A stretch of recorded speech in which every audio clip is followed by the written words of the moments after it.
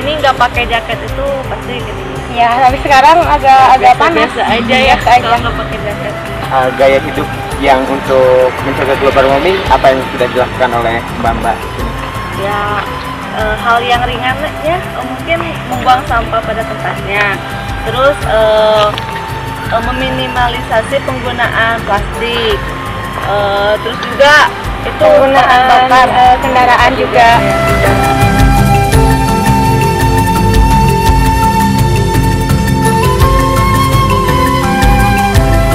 Biasanya menghabiskan berapa botol Bu kalau ini? Kalau piknik, ada. 3 botol besar ya?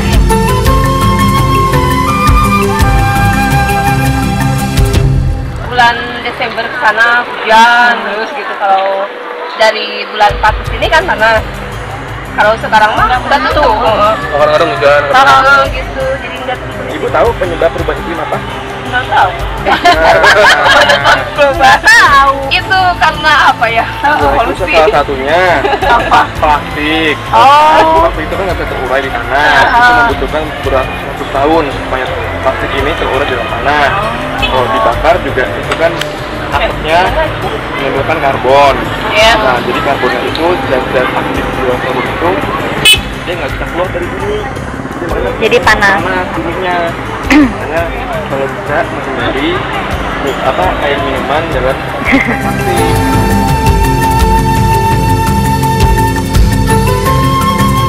Kalau 10 tahun yang lalu kan kita kan jam 3 aja udah merasakan laut ya kan. Tapi setelah begini Dampaknya apa ngerasainnya pas 10 tahun ini belakangan ini ya?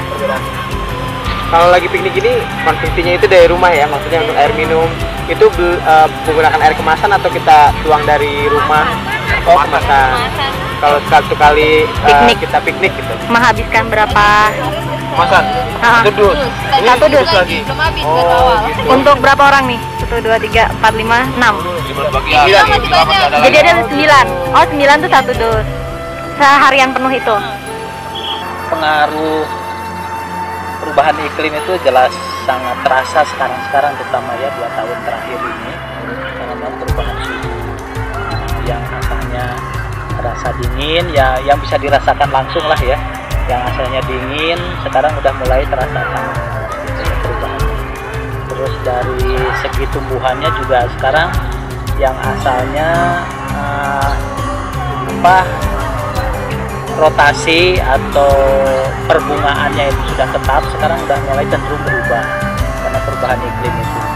Misalkan contoh tadi saya sampaikan mengenai masalah tanaman sakura ya, sakura itu berbunganya itu sudah dipastikan, diprediksi dari hasil pengamatan pembungaan yang lalu 5 tahun yang lalu itu Januari Februari setahun bisa 2 kali sakura di Cibodas khususnya ini berbunganya, dan Agustus September range-nya ya, kisarannya antara Agustus September. Nah, sekarang sudah mulai tahun kemarin itu waktu pas Januari Februari tahun kemarin itu udah mulai nggak kelihatan berbunga lagi gitu, paling ada nggak serempak 1-2 gitu tanamannya yang berbunga, itu pun nggak banyak gitu. Nah, itu sudah sangat kelihatan sekali sementara itu dari perubahan iklim.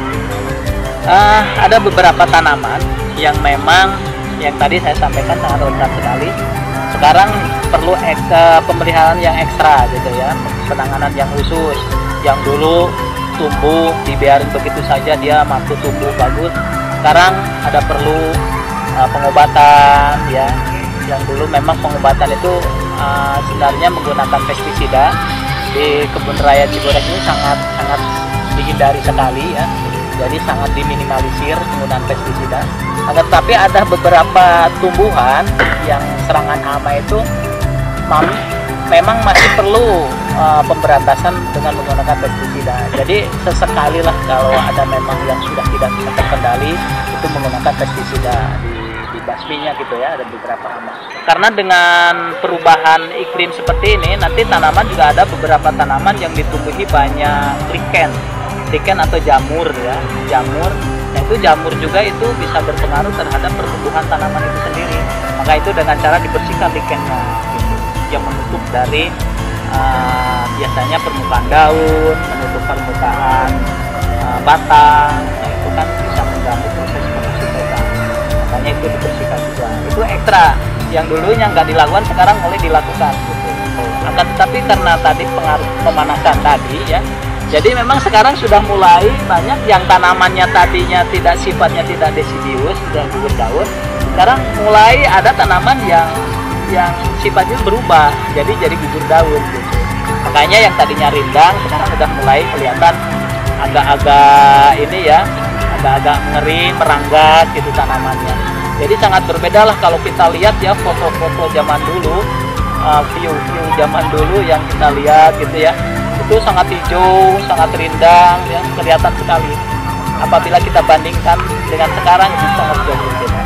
Karena tumbuhan sendiri itu terganggu dengan perubahan iklim, otomatis satwanya juga akan ikut merasakan dampaknya. Contohnya misalkan dari pola hidup burung yang ada di sekitar kawasan kebun raya Cibodas ini. Itu biasanya dia pagi-pagi itu dia sudah menyebar ya, mencari makanan. Kicauan burung itu banyak sekali ya, terdengar di mana-mana.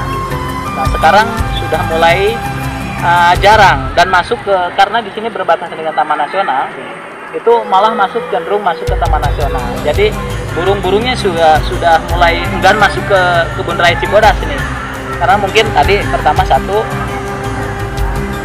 efek dari pemanasan dan tanaman juga agak mulai polanya juga mulai berubah ya. Kedua mungkin gangguan juga, mungkin ini juga kalau masalah satwa itu ada gangguan dari makhluk sekitarnya gitu ya. Itu termasuk manusia ya, termasuk pengunjung, termasuk suara-suara ini juga bisa mengganggu dari kebiasaan. Akan tetapi yang nampak jelas sekali tadi burung tadi, biasanya pagi-pagi itu dia sudah menyebar mencari makanan gitu ya. Sekarang itu cenderung di kebun raya Cibodas sudah mulai jarang burung-burung yang menyebar gitu ya. Jadi hanya beberapa burung saja yang nampak misalkan burung gereja yang ada di gedung-gedung gitu, yang masih ada gitu nampak jelas. Tapi yang lain-lainnya itu sudah masuk ke Taman Nasional. Nah, kebun raya Cibodas itu ada di bawah lembaga non-departemen LIPI. Jadi kebun raya Cibodas itu ada kebun raya lainnya, kebun raya Bogor itu khusus mengkonservasi dataran rendah basah, dataran rendah yang curah hujannya cukup tinggi juga. Jadi sudah ada tempatnya masing-masing supaya tadi si tanaman itu mampu tumbuh sesuai dengan habitat aslinya.